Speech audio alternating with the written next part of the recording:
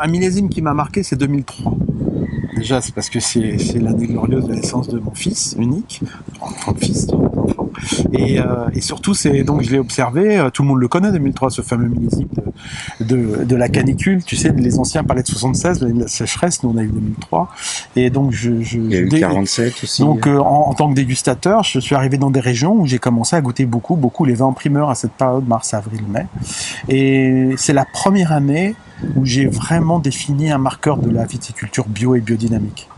C'est-à-dire que je goûtais à l'aveugle et je retirais les échantillons, enfin le cage des bouteilles, et je regardais, tiens, bio.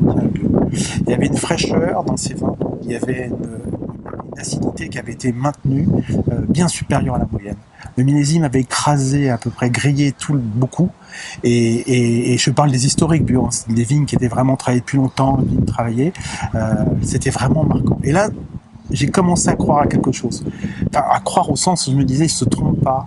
Ou c'est des gens qu'on moquait beaucoup quand même en 2003, quand même la biodynamie, on leur jetait des pierres quand même. Il y avait il faut, voilà, il y a des gens qui sont partis. Et je te parle pas de ceux qui sont partis dès les années 80 et 90. Mais je savais qu'il y a quelque chose qui me plaisait dans ces vins, finis, tout ça. Mais entre la parole, entre le discours autour du vin et la vraie réalité que tu ressens au fond de toi. Et 2003, pour moi, c'était vraiment un tournant. Je me suis dit, il se passe complètement quelque chose de différent dans les vignes, en bio et surtout en bio. 2003, je m'en souviendrai. 2003, c'est ton millésime. Je m'en souviendrai. Je te remercie, Antoine.